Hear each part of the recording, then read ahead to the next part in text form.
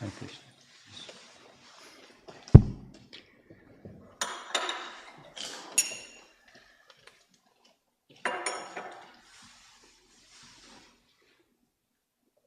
Cartels? You play cartels?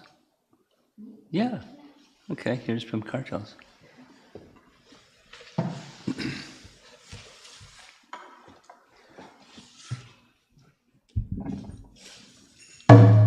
Jaya Radha Madhava Kunja Vihari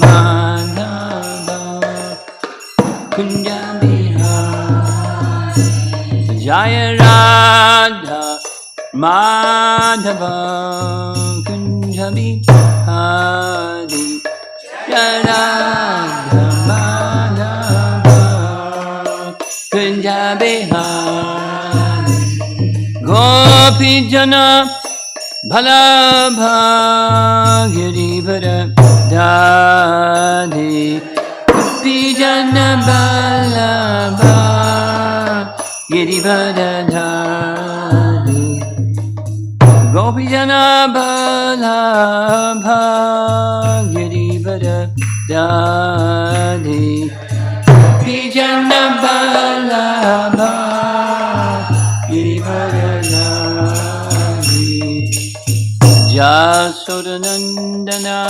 Brajacanaranjana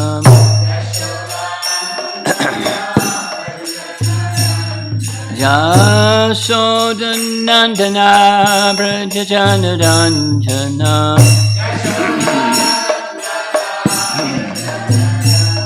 Jamuna Tiravanachadi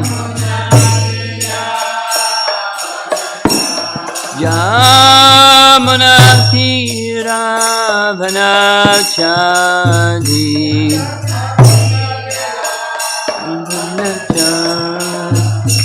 Jaya Radha Madhava Kunjabi Adi Jaya Radha Madhava Kunjabi Jaya Radha Madhava Kunjabi Adi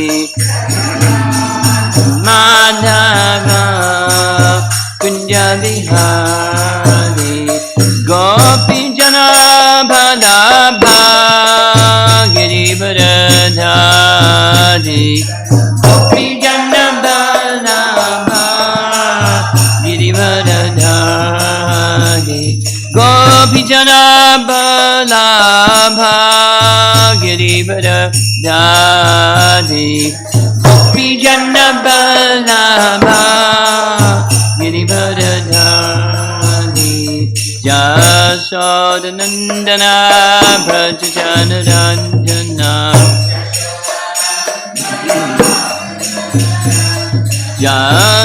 Jasodanandana Brajacanaranjana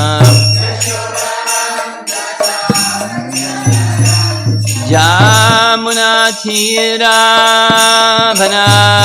Tiravanachadi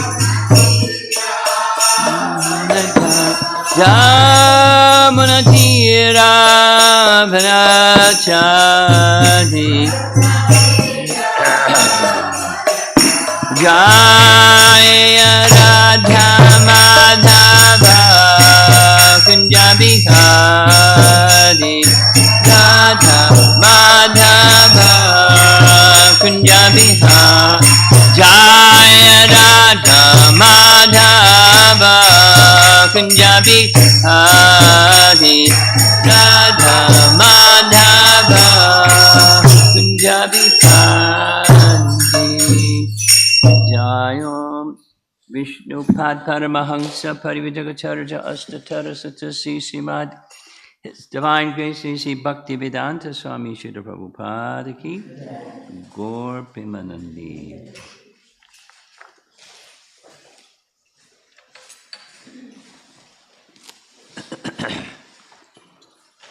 Om Namo Bhagavate Vasudevaya. Om Namo Bhagavate Vasudevaya. Namo Bhagavate Vasudevaya.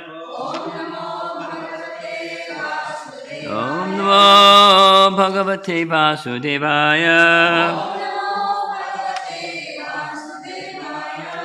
We're going to start with text 10, Canto 2, Chapter 8, Text 10, cover 3 verses. You ready? You have your verse on your phone or whatever you have. Sachapi yatra purusho Vishvastiti ubhavapyaha Muktvatma maya mayeshaha Shete sarva guhashayaha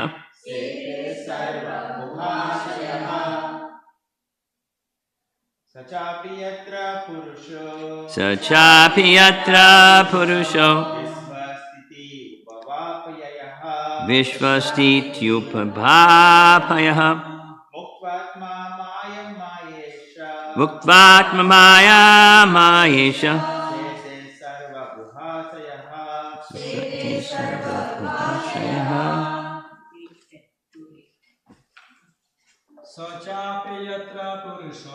Sachapi yatra purusho Vishvastityupabhapayaha Muktvatma maya mayeshaha Shete sarva guhashayaha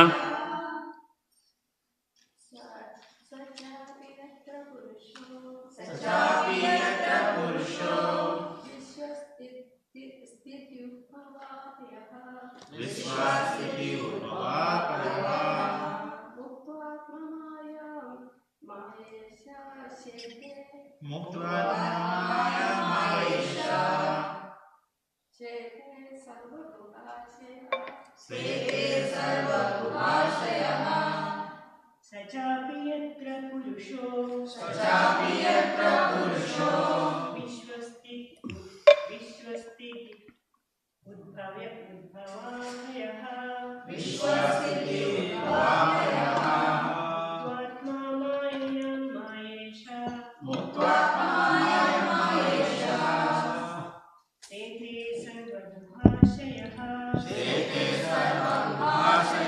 Saha he cha also api as he is yatra where purushaha the personality of Godhead Vishva the material worlds Stiti maintenance Ubhava creation Apyayaha annihilation Muktva without being touched Atmamayam own energy Maya Ishaha the Lord of all energies Shete does lie on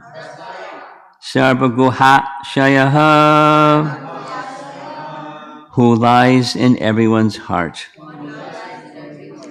Translation, please also explain the personality of Godhead who lies in every heart as the Supersoul and as the Lord of all energies, but is untouched by his external energy. Purport by Srila Prabhupada. Undoubtedly, the form of the Lord who was seen by Brahma must be transcendental. Otherwise, how could he simply look upon the creative energy without being touched? It is understood also that the same Purusha lies in the heart of every living entity. This also requires proper explanation. So this is the questions, and the proper explanation is the next chapter. Text 11. O learned Brahmana, it was formerly explained that all the planets of the universe, with their respective governors, are situated in different parts of the gigantic body of the Virat Purusha. I have also heard that the different planetary systems are supposed to be in the gigantic body of the Virat Purusha. But what is their actual position? Will you please explain that? And again, text 12. Also, please explain the duration of time between creation and annihilation and that of other subsidiary creations, as well as the nature of time indicated by the sound of past, present, and future. Also, please explain the duration and measurement of life of the different living beings, known as the demigods, human beings, etc., in different planets of the universe. Purport: past, present, and future are different features of time to indicate the duration of life for the universe and all its paraphernalia, including different beings in different planets. So, similar questions are asked in Canto 3 when Vidura is speaking to Maitreya. It's not that Vidura, who is very learned, doesn't know these things. Nonetheless, he is asking. And one of the reasons for asking something that you already know is to make sure you understand it properly. And another is, when hearing from the right source, one can not just have an understanding, but gain more realization about that which you may understand. Because there is a difference between knowing about something and having realization of that something. Yes? We know we're not this body, and how realized are we? And then similarly, both Canto 2 chapter and Canto 3, there's the topic of creation, and like, how does the whole thing work? So there's an understanding, or it's an assumption, or it's an accepted fact that there is a source. So what's the relationship between the source and that which comes from the source? It's called Sambandha again. And that's a nice starting point. Naturally, it's a nice starting point. Now, to understand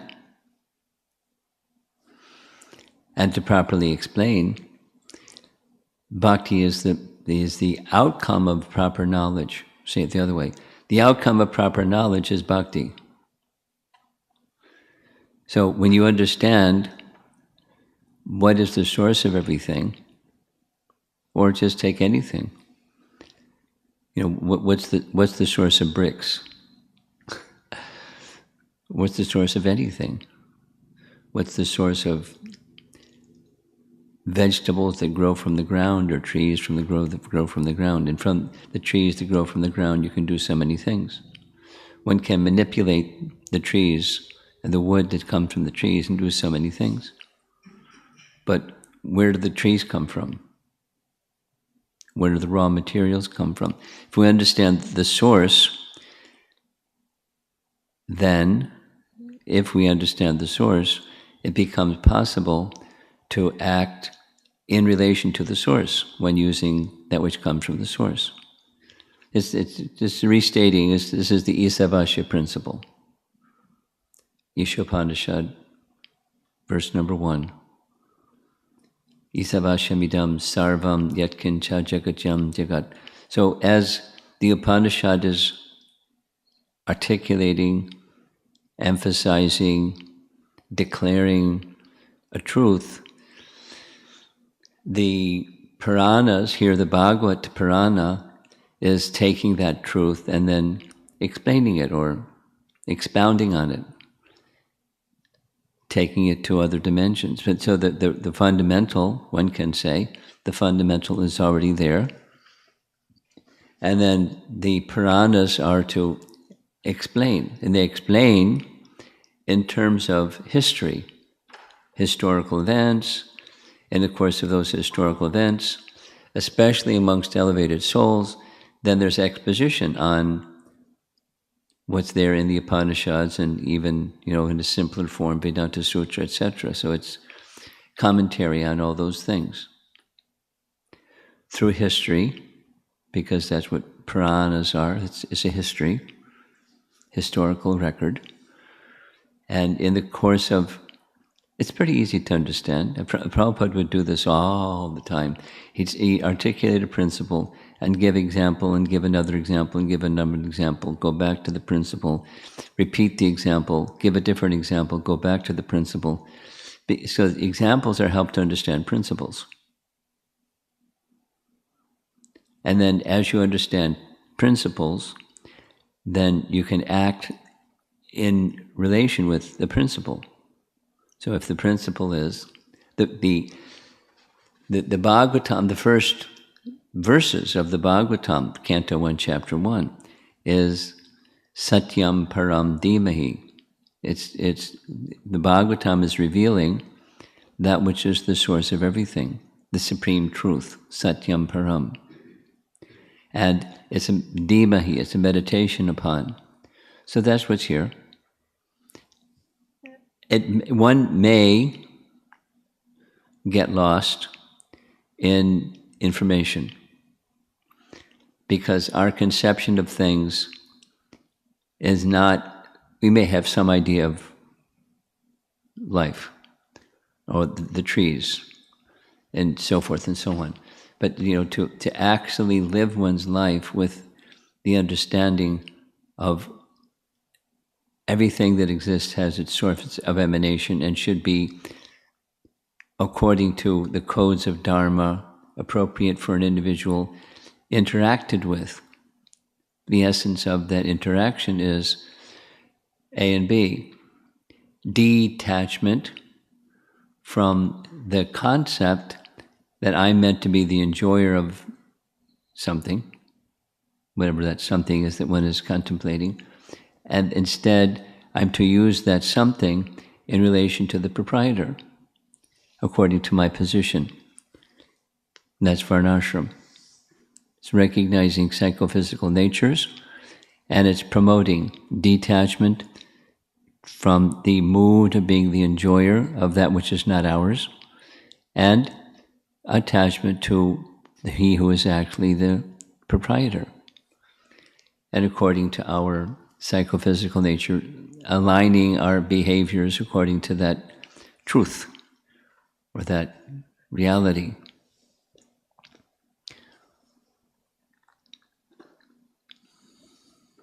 Now, it's not that Shukadeva Goswami has to build the universe. Brahma had to build the universe. And it's not that Vidura had to build the universe. But he's asking about the construction of the universe. How does this puzzle piece fit together, that puzzle piece fit together, and what's, how to align the details with the big picture. In one sense, using a not so appropriate example maybe, sometimes for children there's like very complicated puzzles of all different colors, and they see what the picture is, that the puzzle, when put together properly, makes this picture, and then there's all these puzzle parts. So going through this, the structure of the universe and all these kinds of questions that are being asked, it's a bit of a puzzle because we're not used to it. But once you have an understanding of how the puzzle pieces go together, then you have the big picture, not just the painting, but now there's the puzzle put together properly, then it makes sense. The essence of going through all of this is not making sure that you know this puzzle piece fits together with that puzzle piece and so on. It's to help us through knowledge to come to the proper conclusion that puzzle pieces are going to look like this. That is, there is a source of everything, and how it all fits together is just as it's going to be described. And for reaffirmation, it's there in detail in 2 cantos. So we're being asked about, Maharaj Parikshit is asking Shukadev about time. The same 5 subject matters as Bhagavad Gita, and Kala is one of them. And time in this world is known by the name, because that's the language here, it's by the name past, present, future.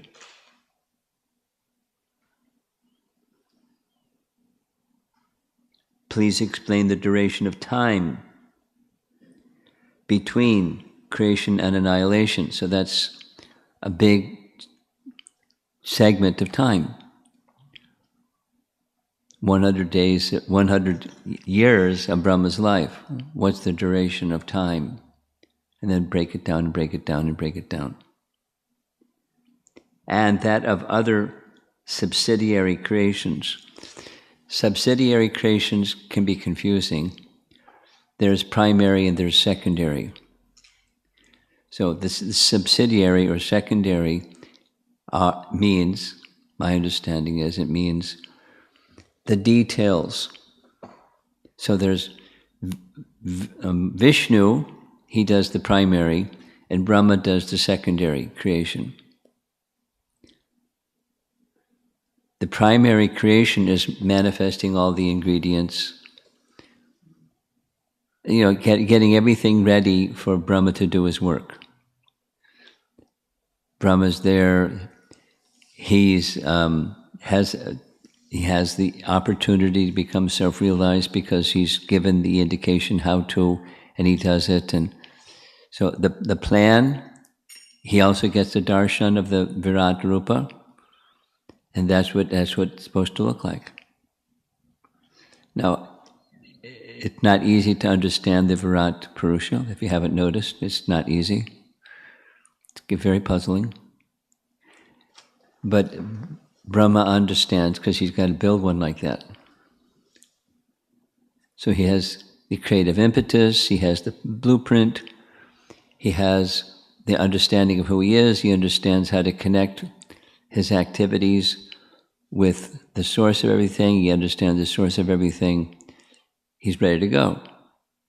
And so that's the primary creation. And then he starts doing his thing, and that's the secondary creation.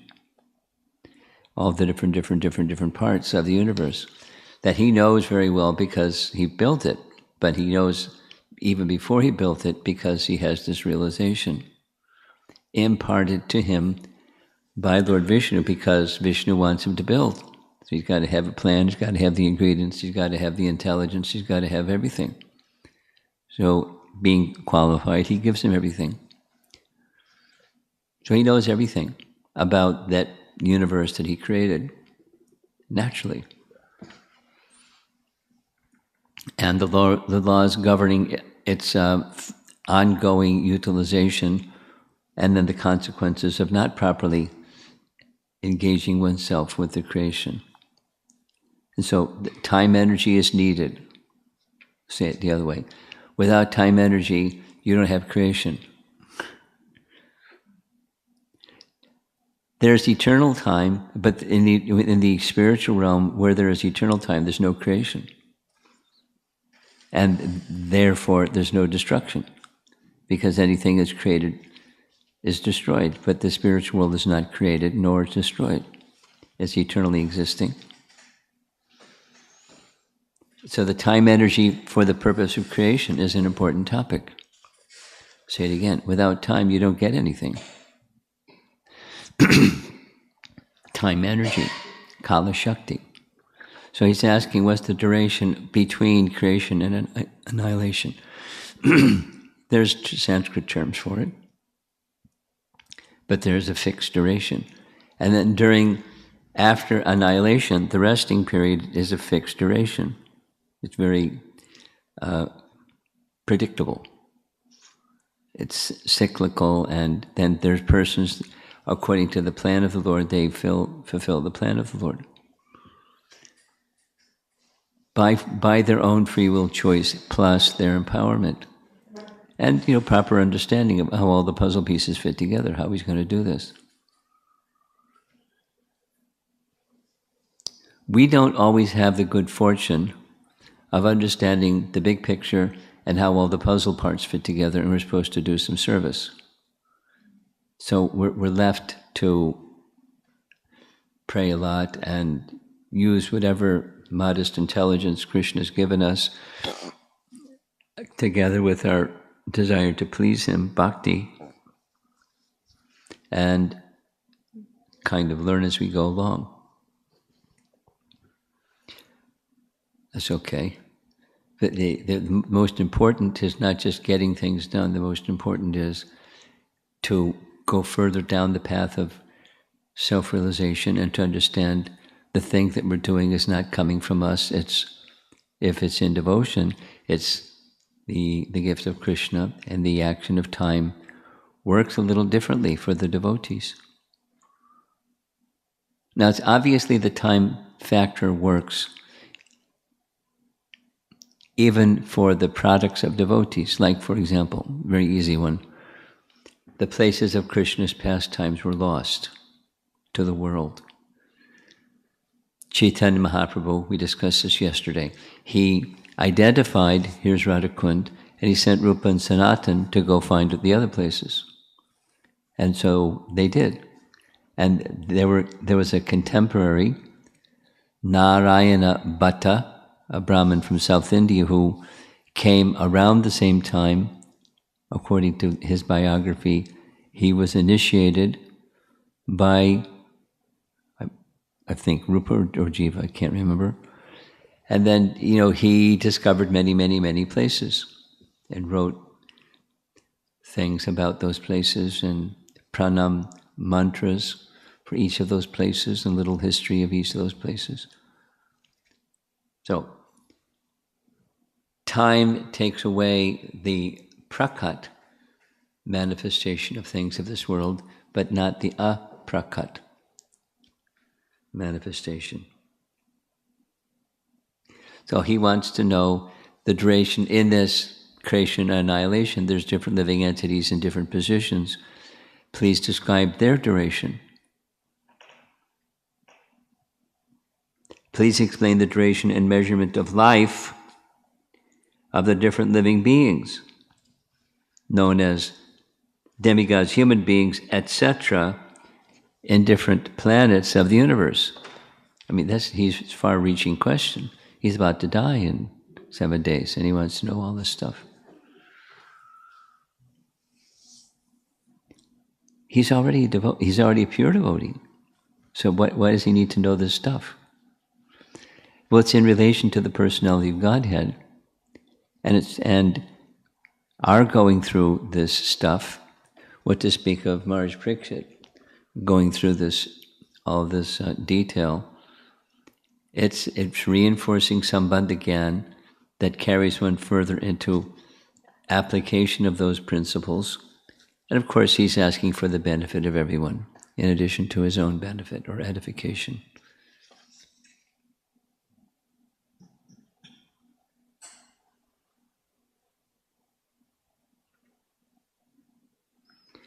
So I'm going to read 11 again. O learned Brahmana, this is Parikshit to Shukadev, it was formally explained that all the planets of the universe,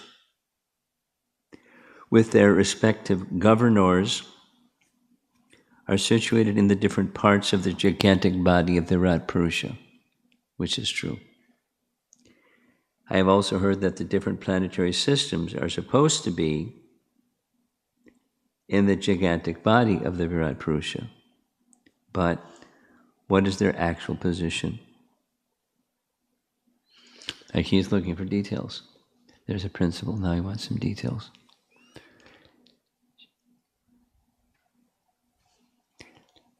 And then likely, with those explanation of details, further question for further details, and something and just can go on and on and on. The nature of education from someone who's very learned, like Shukadeva Goswami.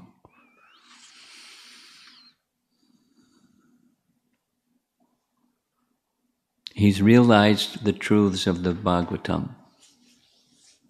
So he's able to answer all these questions. And our benefit in reading it, once again, is to get clearer the picture of Sambandha Gyan, or the relationship of all things with the source, so that our practice of bhakti can be more supported and firm and not simply notional or blind faith.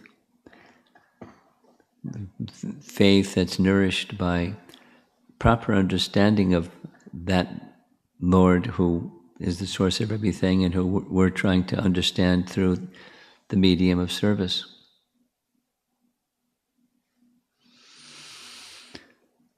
Okay, let's see if there's some discussion. Yes.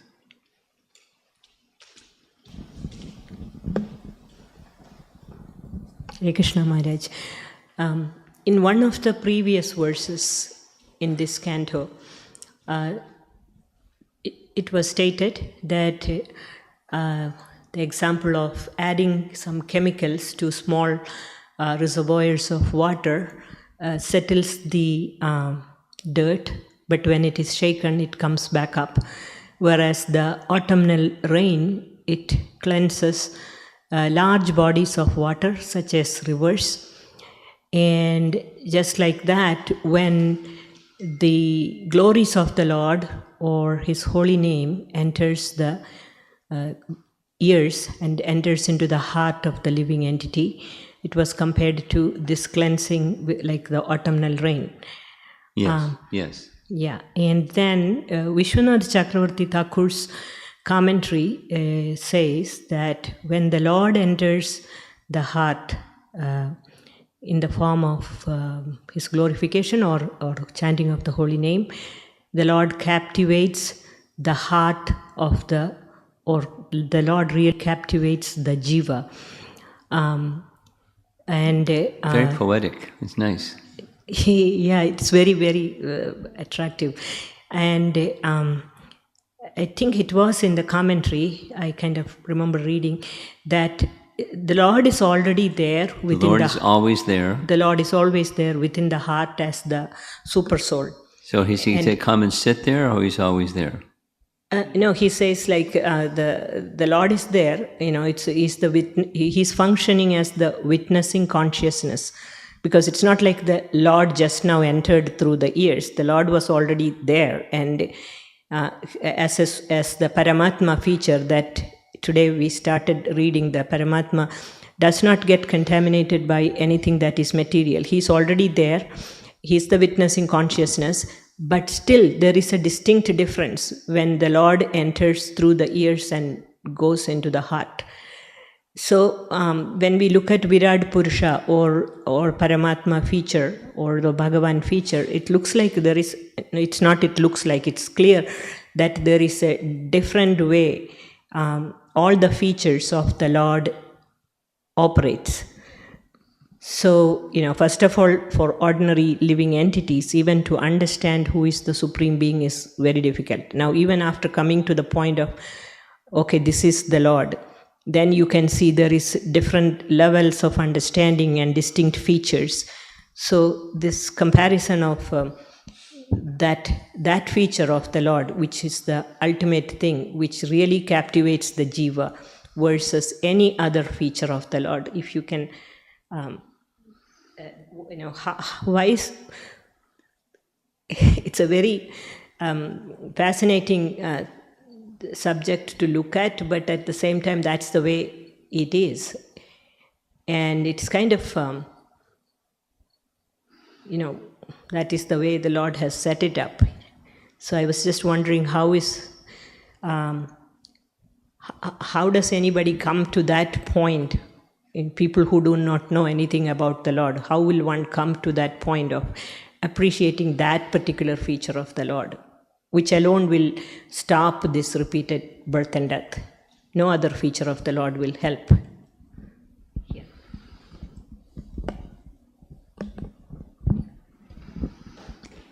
The explanation is complicated, but the question is not clear. Pretty much with what you said, my comment on the explanation that you provided is all the features are there, and there's realization according to bhakti. And when one takes, especially the medium of sound, and proper sound from the proper source heard by one who has faith in the source and the sound itself, then different features of the Lord are going to be perceived. They're already there, as you pointed out. And so the process of hearing through sound has the effect of awakening an aspect of that Lord that's within the heart already. And not only within the heart, He is Goloka Vrindavan, etc., etc., etc. So truths are revealed according to the proper medium, that is, hearing from the proper source, and one's faith.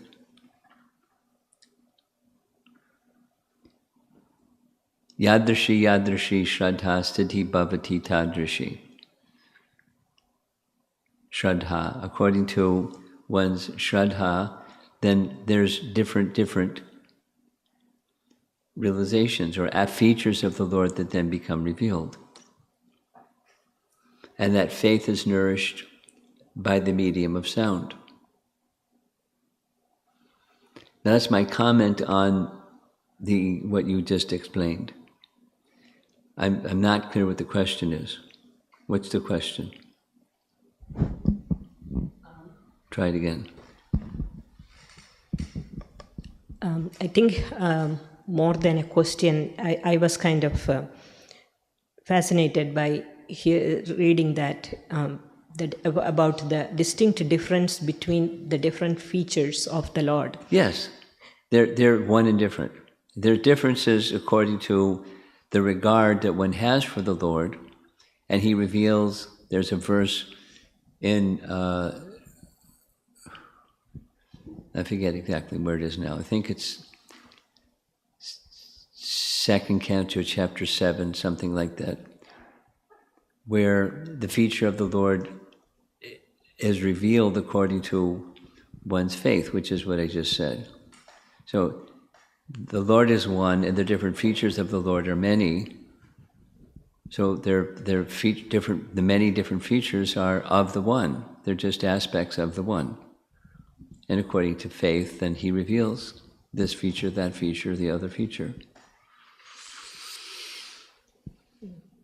They're eternal, and they're within that absolute truth, and they're revealed according to one's regard. And of course, with qualification.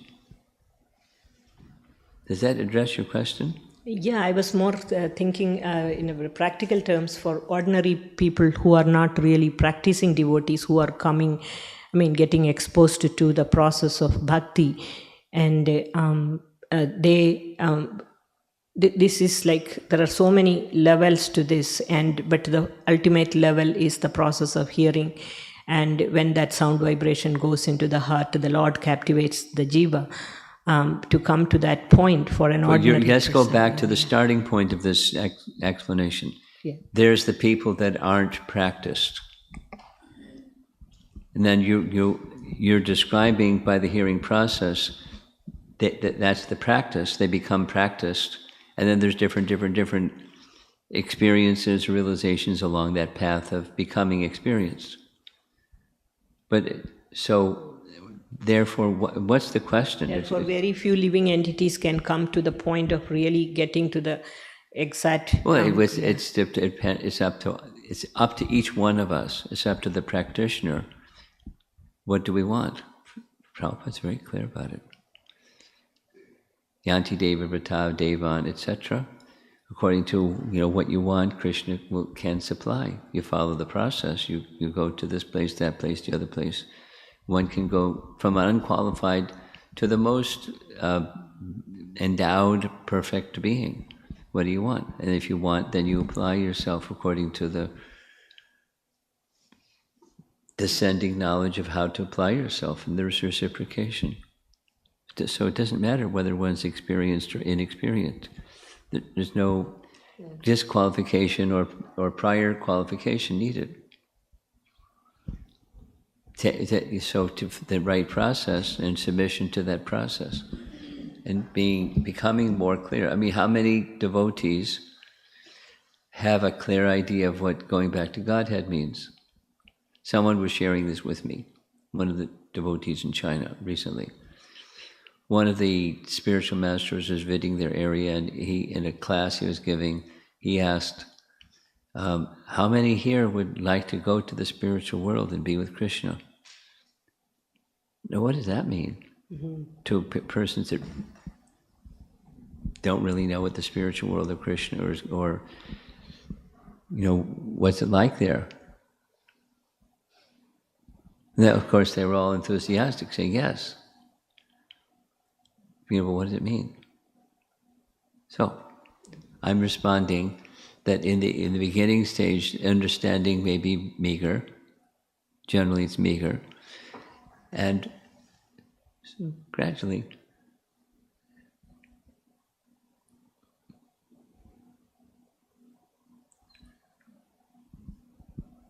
follow the right process with faith and enthusiasm, and realizations start to unfold.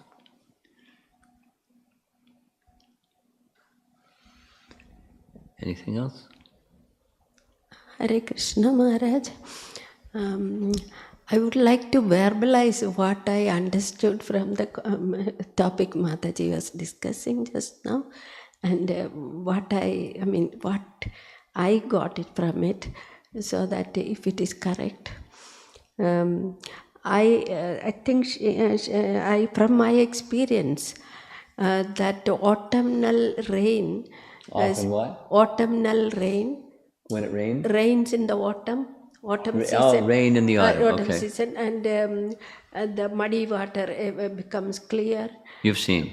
Yeah, the muddy water. So, for an ordinary soul, living entity coming in, trying to come to the spiritual understanding of things, it takes forever and ever for that that water to clear, the mind to clear, so that whereas Parishit Maharaj is sitting there day one, and whereas Parikshit Maharaj does what? Is sitting there in front of Shukadev.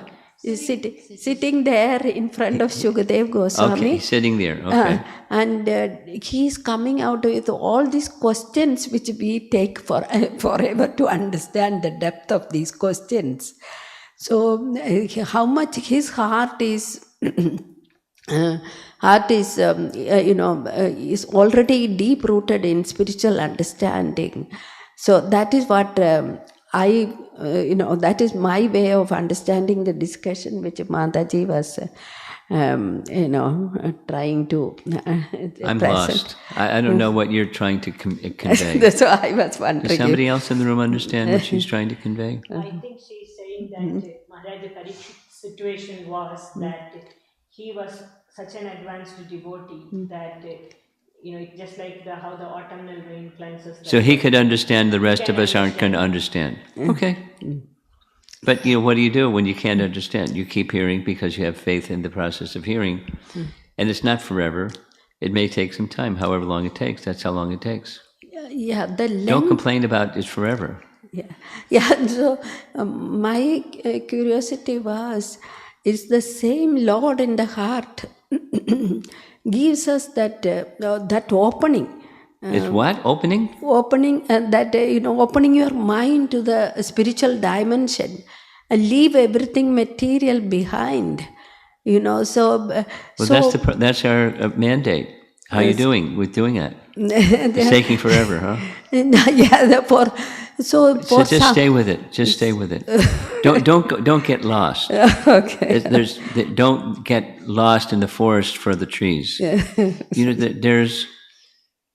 Just follow the process, and as you're aging already, and as you continue aging, just like yesterday, there was a lady in China. She's 78.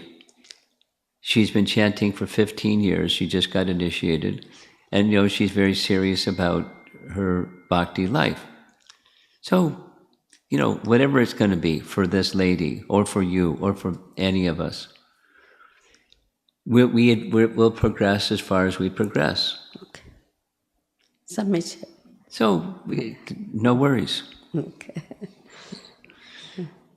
Yeah, I really liked that comment that Gopal Hari made, that Pujari Sharma, I forget his first name, Sharma, that was the Pujari at Uddhavakund, made a vow that he would read the entire Srimad Bhagavatam so many times. Yeah. And he didn't complete it, so he's ready to take his birth again so he can complete that vow.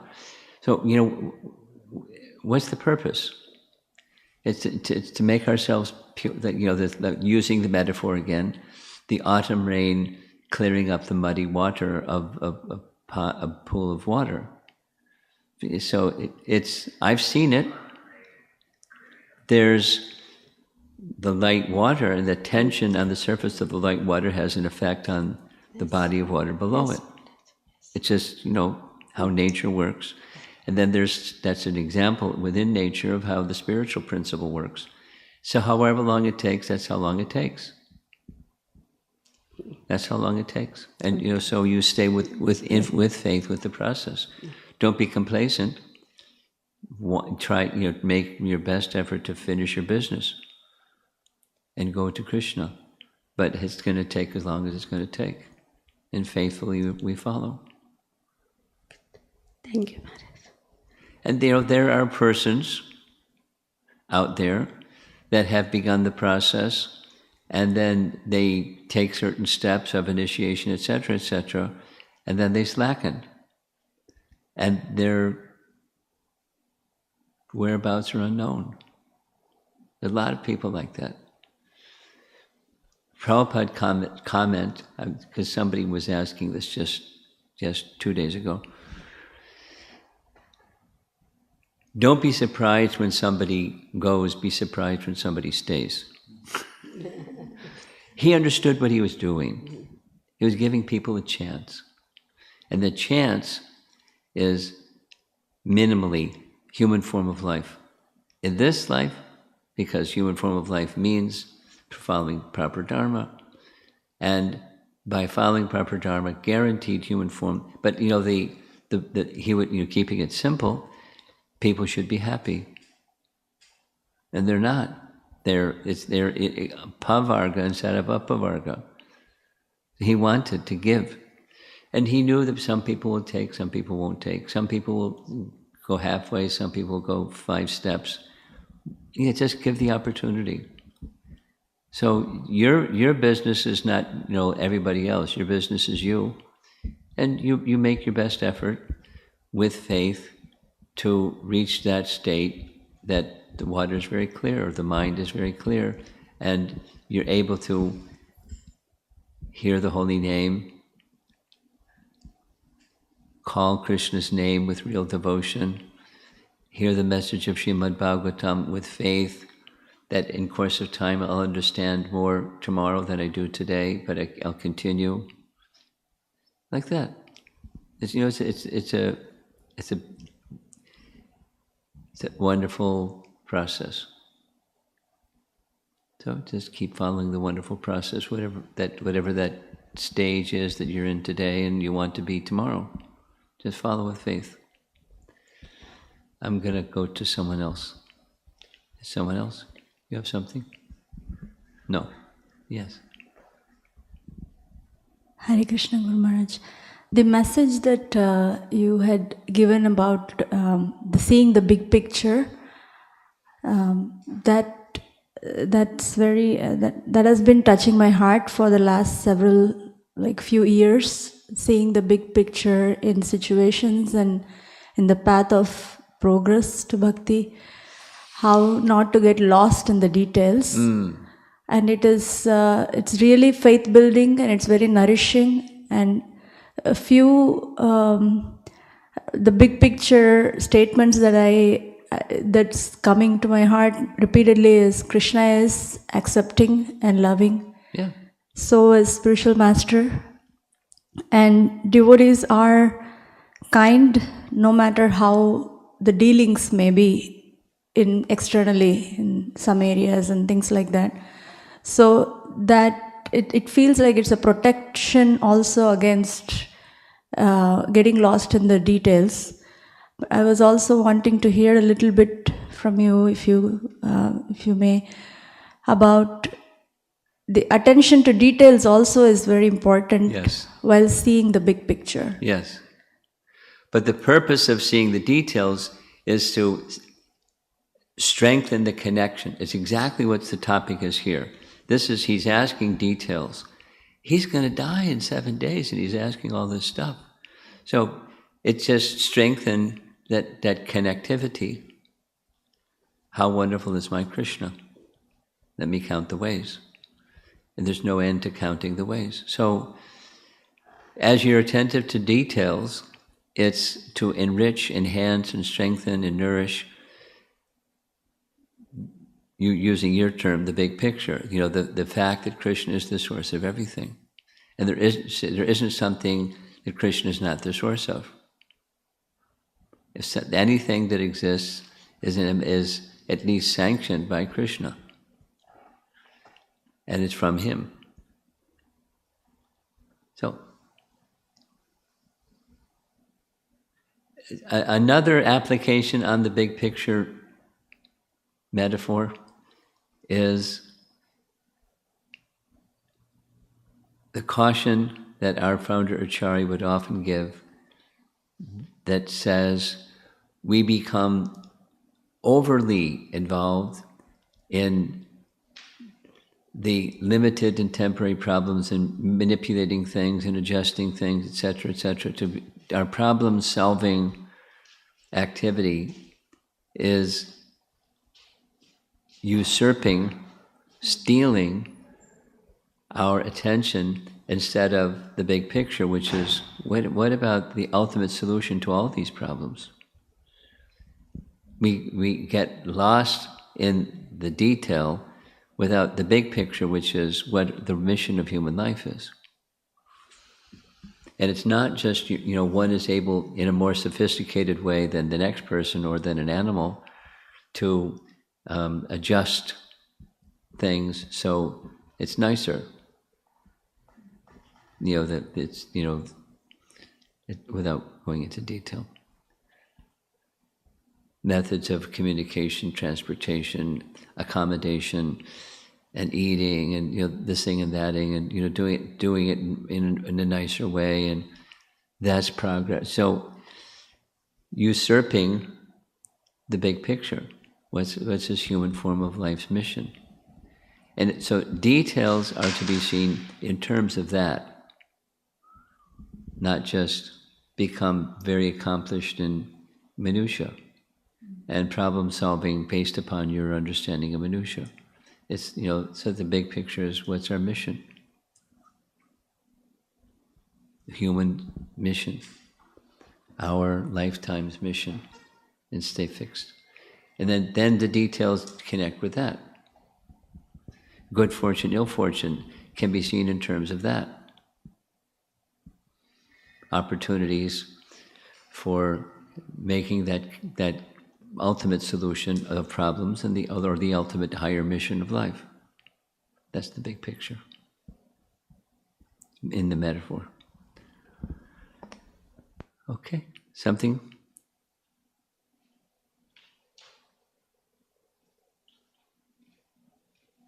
I have a technical question. and also a personal question. So the time of annihilation, there is no movement of sun, so it is There's no movement of the sun. So it is based on Lord Brahma's lifetime. That was the question, Guru Maharaj. The time energy is still moving, whether there's a sun or not. There's measurements of time, but the time energy is moving, whether there's someone there to measure it or not. Okay. The personal question is how to handle purification effectively. So the first part I'm asking for clarification is, so when we are going through purification or we are facing some problems or obstacles, does it mean to address the mode of enjoyment? Well, there's different ways of analyzing, and that's one way. That's, and using that way, who's the enjoyer? The big picture is Krishna is the enjoyer. Why? Because he's the source of everything. So everything that exists is from him. It should be used in relation to him. So the enjoyment separate is a problem. That's ignorance. That's Maya. And as long as we have that conception and stay with it, we're in Maya. We're not going to understand Krishna. We're not going to, we're going to there's the mission of life. Human life. So I'm especially thinking, I went through a lot of difficult situation yesterday. There's a lot of tension, pressure from the work and so on. And I was really about to give it up, and then suddenly Krishna changed the plate, and it was a whole different day after that. So my question is like, how to handle this times of difficulty or a purification effectively? It's your core connection with Krishna is how to. And so start with the how to is start with chanting with absorption, so that at the core, your connection with Krishna through the primary means of reviving that connection with Krishna and clearing away the other stuff. So that's how you make the core strong and have spiritual strength to stay there, even through turmoil.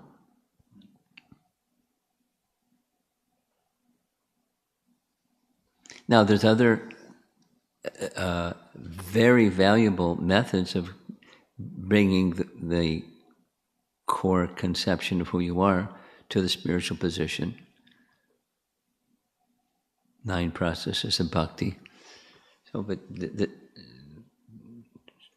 study of scripture is also extremely important, but not just superficial or intellectual,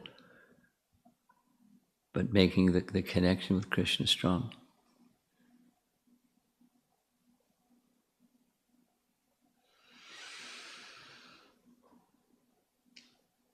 Okay, Srila Prabhupada ki jai.